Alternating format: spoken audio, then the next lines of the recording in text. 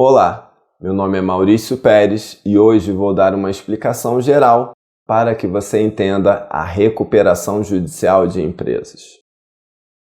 O escritório de advocacia empresarial, que atua na área do direito falimentar, deve ter não apenas um excepcional corpo de juristas, mas profissionais especializados que possuam uma visão prática. Já realizei consultoria jurídica para um bom número de empresas de forma a navegá-las para fora de uma situação de crise.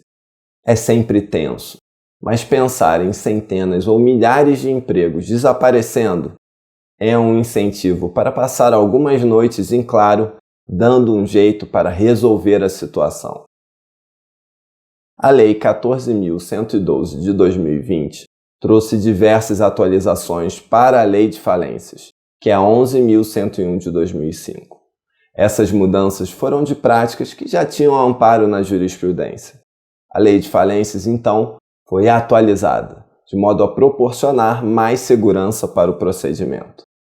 Entre essas atualizações está o Deep Financing, que é uma modalidade de financiamento com foco na recuperação. Não deixe de assistir nosso vídeo sobre o tema, que ficou bem legal. É difícil navegar uma recuperação judicial sem dinheiro novo, e o Deep Financing é parte da solução.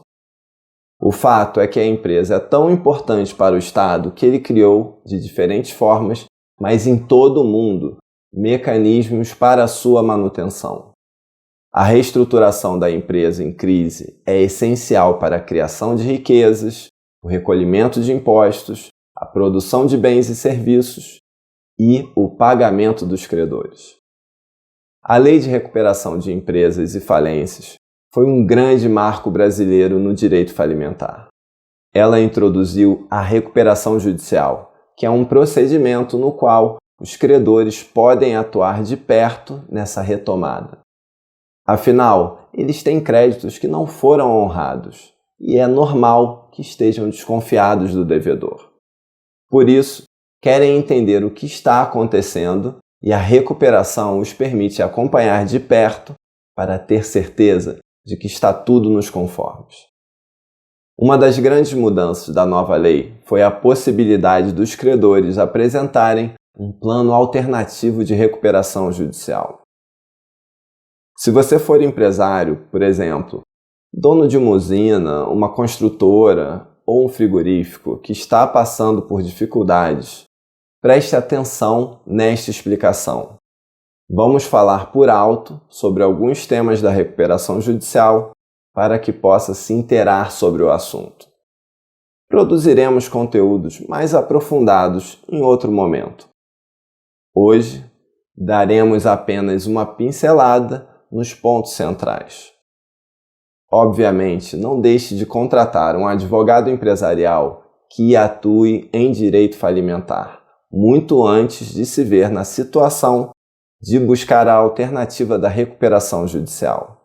A preparação é a alma de qualquer projeto. Isso não é diferente quando estamos falando da advocacia na área do direito falimentar. Vamos falar da recuperação judicial, esse tema onde o direito se encontra com a gestão no judiciário em 4 tópicos. O que é, quem pode pedir, condições objetivas para o requerimento e o advogado empresarial na preparação da recuperação judicial.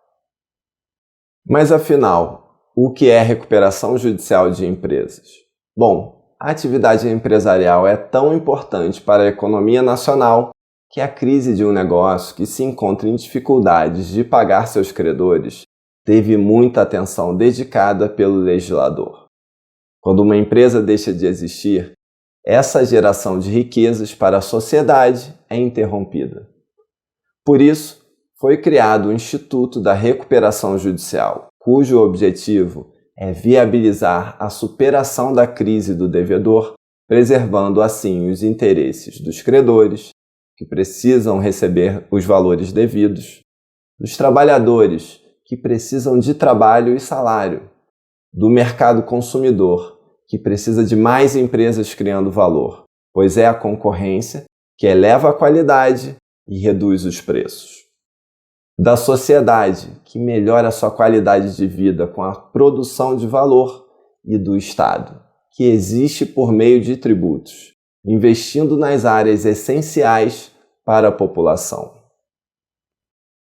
Decorrente do princípio da função social da empresa, o princípio da preservação da empresa informa que os interesses de um negócio vão além dos acionistas, empreendedores e empresários. Por isso, o Estado criou formas de manter a atividade empresarial, desde que exista interesse público para justificar. O negócio pode ser comprado por terceiros e até mesmo assumido por seus funcionários, que podem proporcionar uma solução para a crise que encontre respaldo no mercado. É aí que o processo de recuperação tem esse envolvimento dos credores e participação do mercado. Digo envolvimento, pois colaboração não seria exatamente tão verdadeiro na maioria dos casos. Em razão do princípio da preservação, se considera razoável que, em uma recuperação judicial, os custos sejam suportados de alguma forma pela sociedade. Em consequência, os passivos da empresa em risco costumam receber um abatimento, de forma a trazer efetividade para esse princípio. Ele deve estar na alma de todo advogado empresarial que atue principalmente no setor falimentar. O devedor precisa se organizar para essa empreitada, preparando um plano de recuperação judicial. Ele deverá ser apresentado em juízo no prazo máximo de 60 dias, contados do deferimento do processamento da recuperação judicial.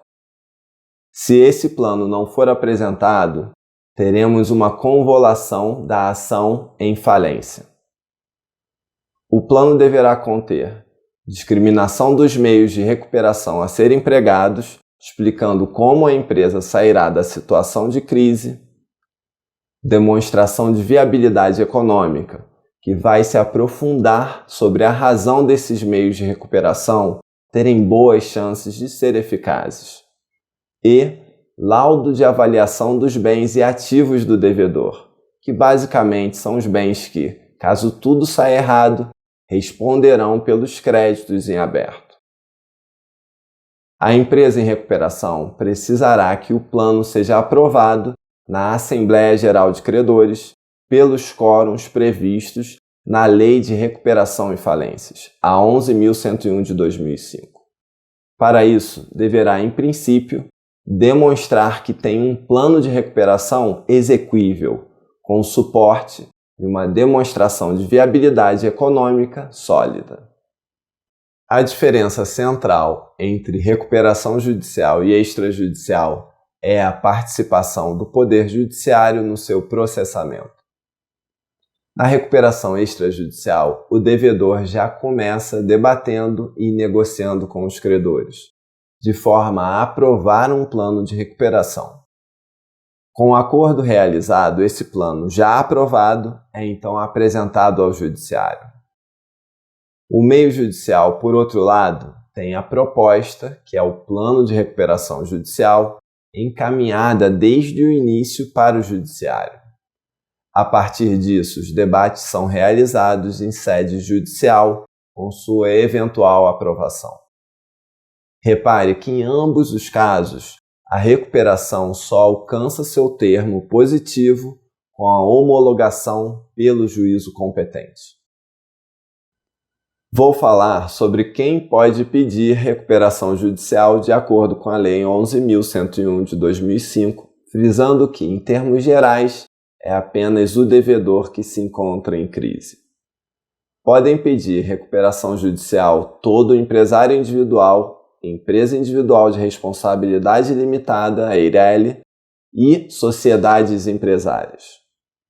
A recuperação também poderá ser requerida pelo cônjuge sobrevivente, herdeiro do devedor, inventariante ou sócio remanescente, de acordo com o artigo 48, parágrafo 1º. que são terceiros interessados na manutenção da atividade.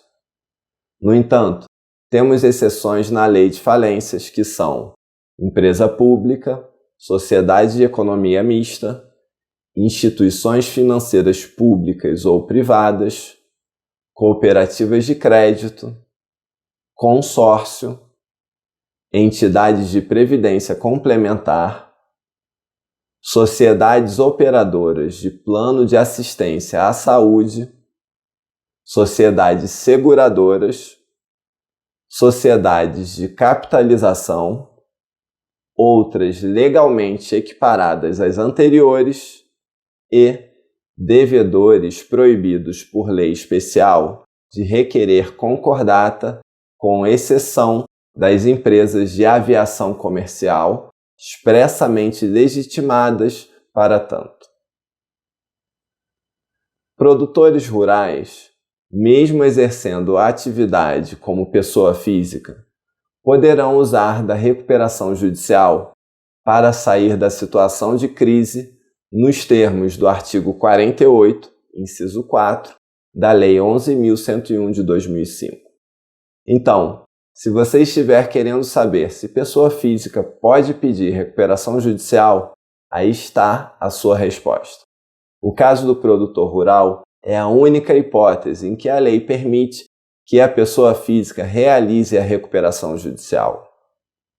Nada mais justo, pois o agricultor realiza verdadeira e essencial atividade empresária, organizando os meios de produção através da aplicação de recursos na terra.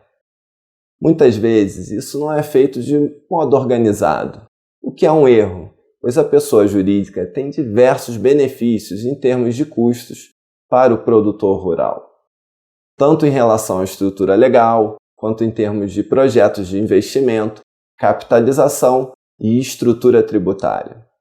De uma forma ou de outra, a lei foi pontual ao permitir que o produtor rural tenha para si disponível a ferramenta da recuperação judicial. Pode ocorrer na recuperação judicial o litisconsórcio ativo, nos levando às hipóteses da consolidação substancial e consolidação processual.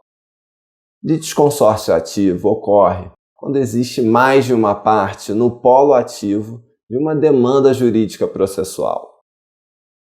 Caso as empresas requerentes forem independentes entre si, teremos um caso de consolidação processual. Nessa situação, cada empresa apresentará sua lista de credores e um plano de recuperação judicial autônomo. As Assembleias Gerais de Credores serão também para cada caso específico, com deliberações e resultados independentes. As empresas proporão a recuperação conjuntamente apenas para reduzir os custos do processo. O caso da chamada consolidação substancial envolverá empresas de um mesmo grupo econômico, no qual tenhamos algum grau de confusão patrimonial. Dessa forma, ativos, passivos, garantias e relações de controle ou dependência cruzam domínios, por assim dizer, de diferentes empresas desse grupo. Por vezes, teremos uma plena identidade de quadro societário, de forma que o juiz poderá consolidar o passivo e o ativo das empresas em recuperação. Em razão disso, teremos uma lista de credores para todas as empresas do grupo, com um plano de recuperação judicial, deliberado por apenas uma Assembleia Geral de Credores. Ao final, com a deliberação da Assembleia, teremos o sucesso na recuperação judicial de todas as empresas ou uma falência conjunta. O artigo 48 da Lei 11.101 indica condições objetivas para o requerimento de recuperação judicial, que são exercer regularmente suas atividades há mais de 2 anos, não ser falido e, se foi, as responsabilidades decorrentes deverão ter sido declaradas extintas por sentença com trânsito em julgado, não ter obtido concessão de recuperação judicial nos últimos 5 anos Não ter condenação ou não ter sócio controlador ou administrador condenado por crimes previstos na Lei 11.101. Caso o requerimento seja feito por empresa de capital aberto, será obrigatória a formação e manutenção de um conselho fiscal enquanto a recuperação estiver em andamento. O advogado empresarial que atua na recuperação judicial e na falência, ou seja, no direito falimentar, deve estar muito atento na preparação do projeto.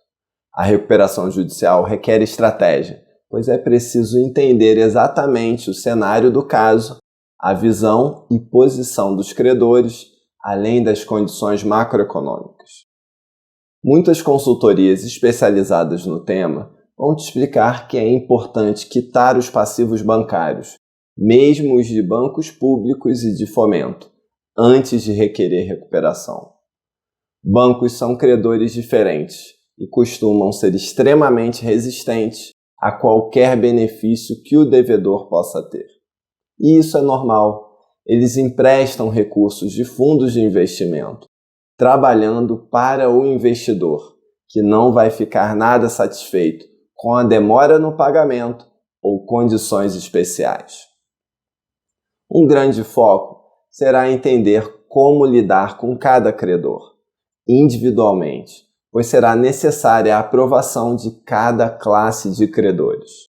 Algumas classes terão um grande credor, cujas ansiedades devem ser endereçadas, pois a confiança desse credor pode ser a chave da aprovação do plano de recuperação judicial. Esse processo requer negociações intensas para entender quais são as preocupações de cada credor e lidar com elas, um passo de cada vez. Em geral, não adianta ficar dialogando só no processo, encaminhando novas planilhas e documentos. É preciso restaurar a confiabilidade do devedor e isso definitivamente demanda um envolvimento maior, para que ele veja o esforço realizado em suprir suas necessidades. Às vezes, o credor não confia no plano de recuperação judicial e já decidiu que nada do que o devedor falar vai fazer com que ele mude de ideia. E pode acreditar, isso não tende a ficar mais fácil com a nova lei de falências e a possibilidade de apresentação de plano alternativo. A demonstração de viabilidade é essencial nesse processo. Nas últimas análises que preparei, além da demonstração, fizemos um vídeo de apresentação da demonstração, com todos os gráficos e explicações. Nem todo credor é especializado em finanças e pode não entender, ter paciência ou a clareza necessária para avaliar as projeções financeiras. Cheguei à conclusão de que um vídeo ajuda muito, pois apresenta os dados de forma mais visual, facilitando que a informação chegue ao outro lado. Além disso, o corpo a corpo é onde resolvemos nossas diferenças e percebemos as eventuais identidades existentes entre as partes. É onde você consegue realmente entender o que faz o credor se opor à recuperação. Em geral, ele pode não deixar isso realmente claro em uma petição. Por isso, sentar e conversar, fechando algo que resolva o assunto, deve ser o foco do profissional competente, que vai além do processo judicial, além da pilha de documentos. Só alcançando o outro lado da operação, ele vai viabilizar o resultado que seu cliente busca, seja ele qual for. Afinal de contas, esse é o trabalho. Gostou desse vídeo com informações básicas para que você entenda a recuperação judicial? Então compartilhe e comente o que achou.